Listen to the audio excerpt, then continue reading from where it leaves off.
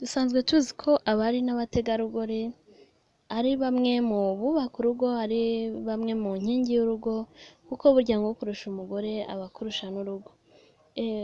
Dusanzwe tuzi ko rero muri Afurika hari abagore b'intangarugero kandi bubaka urugo ndetse rugakomera, ariko by'umwihariko mu gihugu cy'u Rwanda dufite umwihariko wacu utuma urugo rubasha gukomera ndetse rukabasha gutera imbere.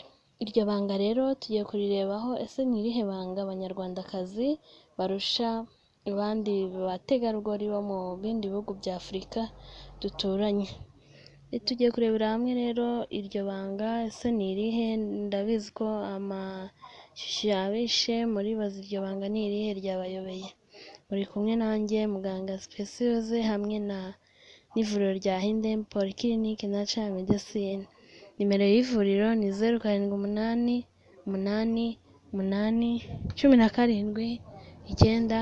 0788179225.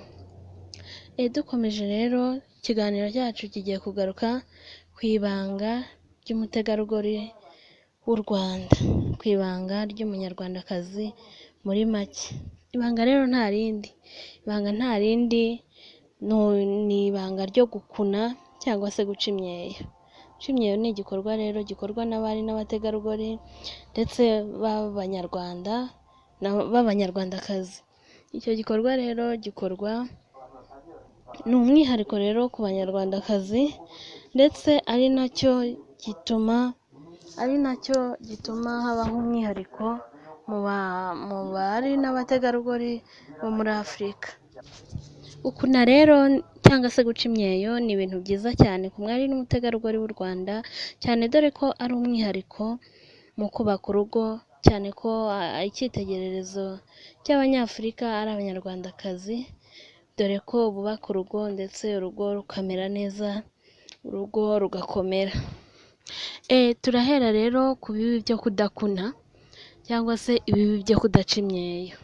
Hanyuma mu kiganiro gitaha tuzarebera hamwe ibyiza byo guca imyeyo. Ubu rero tugiye guhera, ushobora kwibaza uti wenda gukuna nta byiza bigira, nta n'ibibi bigira, ukibaza ko kubaho gutyo udakunnye ntacyo bitwaye, ariko mu by'ukuri hari icyo bitwaye.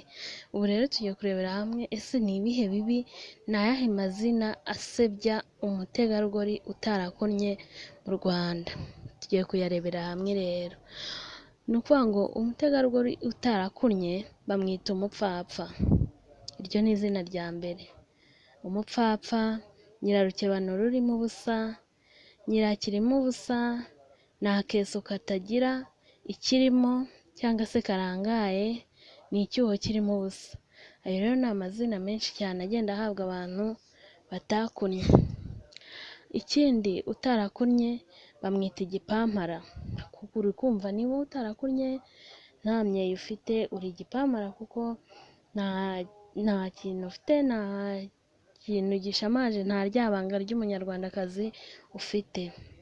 Irindi zina rero ni ukuvuga ngo akungurira umugabo cyangwa se akamukenya. Kuri ujya kubona ukabona umugabo w'imyaka 30 ukabona yitabye Imana akiri mutoya. Ubundi ni ukuvuga ngo kwitaba Imana byibura ntujye hasi y'imyaka 70-80, ariko ukabona nk'umusore arakenyutse cyangwa se umugabo ukiri muto yarakenyutse. Iyo rero ni impamvu yo kuba yarashatse umudamu utarakunnye cyangwa utaraciye imyeyo. Yitwa ikimara, kimara abantu n'ibintu, kuvuga ngo nta mutungo agira, ntagira imbuto, wenda ngo atange imbuto kuriya duha abantu imbuto tukagurana, ese ufite ibishyimbo bakampa amashaza gutyo.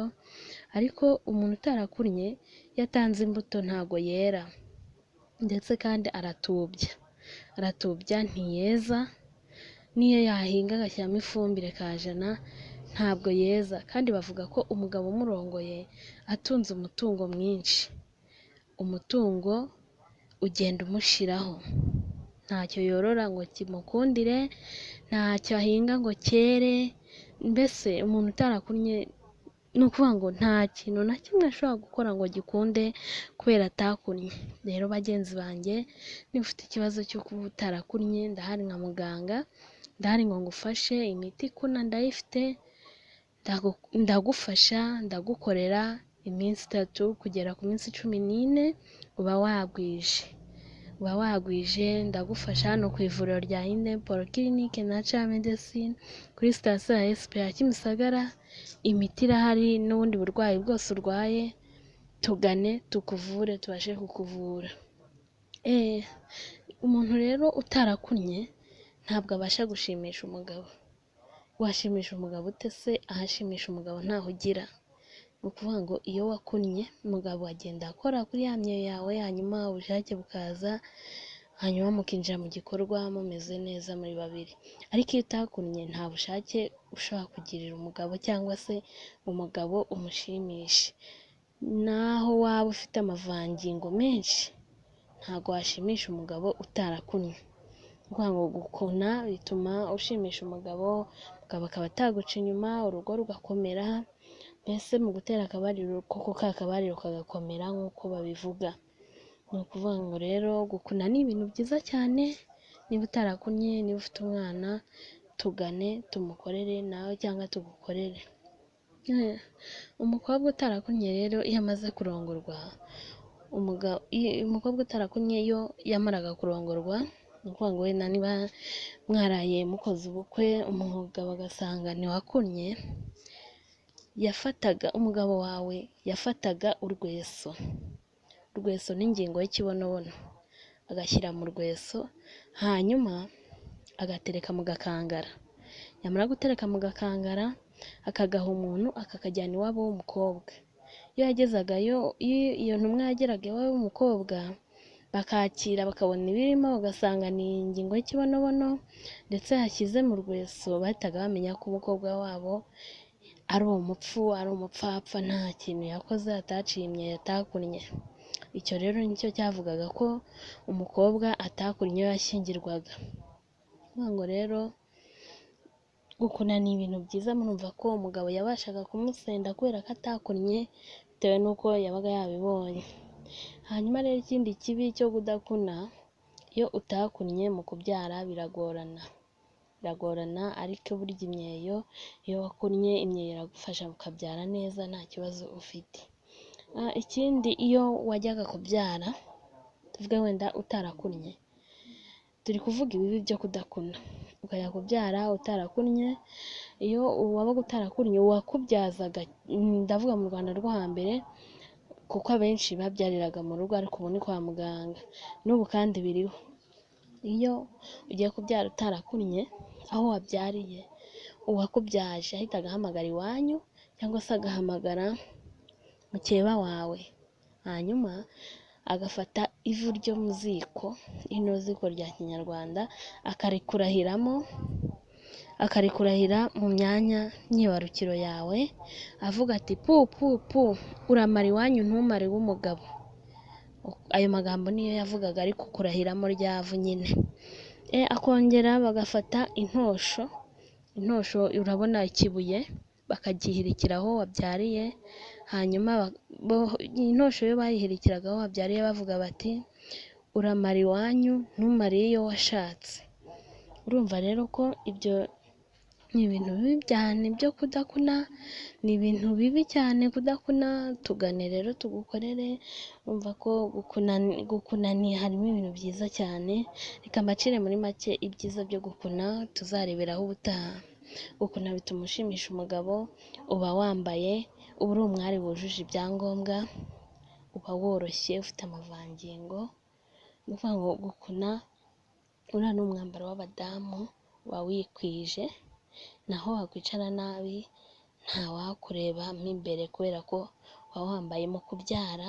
Iyo umaze kubyara warakunnye, hahita hegerana hakamera neza, ku buryo utabona ko havuye umwana, ya myeyo iragenda ikahatwikira, ntihagume kurangara. Gukuna rero ni ibintu byiza cyane. Mbibutsa ko gukuna bihera ku myaka 12 kujyana hejuru, nta myaka bigira bigarukiraho, ariko biba byiza iyo biciye ukiri mu myaka mikeya, kugira ngo kubera ko umubiri uba woroshye kugira ngo bibashe gukura vuba.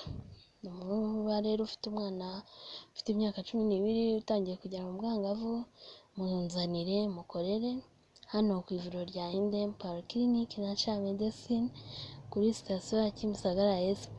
Niba nawe rero we mu mama utarakunnye, nawe tugane tugufashe, kuko dufite umuti ubyihutisha bigahita birangira ndetse ugahita urwiza vuba. Tuvura rero n'ibindi bitandukanye byinshi, kandi tuzagenda tubibagezaho mu kiganiro. Icyo usabwa ni ugukora like, ugakanda share, ugakora subscribe, hanyuma ukandika na comment kugira ngo tujye tugenda tubona ibitekerezo byanyu.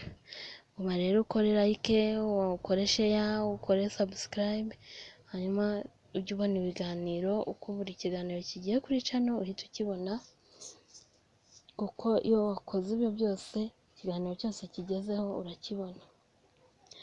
Hano rero kuri sitasiyo ya SP tuba duhari nk'abaganga, turabafasha muri abarwayi, turabafasha ibyo waba urwaye byose, wenda amashitani, abazimu, imyuka mibi, ibintu byose turabikora, turabivura, za amibe, imyijima, hepatite, vitiligo, byose turabivura. Rero mutugane tubashe kubafasha. Murakoze cyane rero, mugumye mukurikirane ikiganiro cyacu, turabakunda cyane.